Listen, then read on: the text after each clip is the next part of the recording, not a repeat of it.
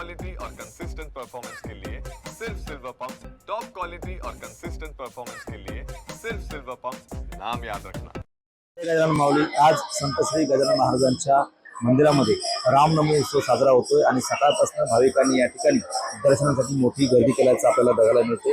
मी सध्या गजानन महाराज मंदिर परिसरामध्ये आहे आणि गजानन महाराज मंदिर परिसरामध्ये राज्याच्या कानाकोपऱ्यातून भाविकांनी या ठिकाणी गर्दी केल्याचं आपल्याला बघायला मिळते। यामुळे संतनगरी शेगावला यात्रेचं स्वरूप आलेलं आहे आणि आपण जर बघितलं तर विदर्भामधलं हे शेगाव जे ठिकाण आहे या ठिकाणी मोठ्या प्रमाणामध्ये तापमान असतं आणि तापमानामुळे अनेकांना या ठिकाणी त्रास होते। काही दिवसापासून सुद्धा या ठिकाणी विदर्भामध्ये जे खामगाव असेल, शेगाव असेल, अकोला असेल या भागामध्ये मोठ्या प्रमाणामध्ये टेम्परेचर वाढलेलं आहे आणि यामुळे भाविकांना कुठलाही त्रास होऊ नये म्हणून गजानन महाराज मंदिर परिसरामध्ये या ठिकाणी वरती असं छत उभारलेलं आहे।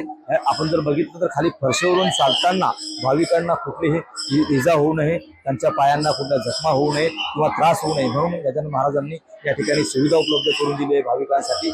मंदिर परिसरामध्ये ज्या ज्या ठिकाणी ओपन स्पेस आहे त्या ठिकाणी वरती छत उभारलं आहे आणि या छतामुळे आता या ठिकाणी सावली पडलेली आहे आणि भाविकांना यामुळे कुठलाही त्रास होत नाही याची काळजी सुद्धा या ठिकाणी गजानन महाराज मंदिरातून घेण्यात आलेली आहे। एकंदरीत पाहिलं तर रामनवमी उत्सव हा गजानन महाराज संस्थांचा हा महत्त्वाचा उत्सव मानला जातो आणि या ठिकाणी मोठ्या प्रमाणामध्ये आज सकाळपासून भाविकांनी गर्दी केली आहे आणि सगळ्या ज्या सुविधा देता येतील त्या सुविधा देण्याचं काम या गजानन महाराज संस्थांतून या ठिकाणी देण्यात येत आहे।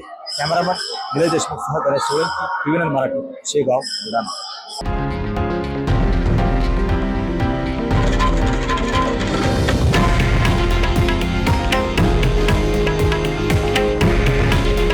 हे आहे देशातील नंबर 1 न्यूज नेटवर्क आणि आपण पाहत आहात टीव्ही 9 मराठी।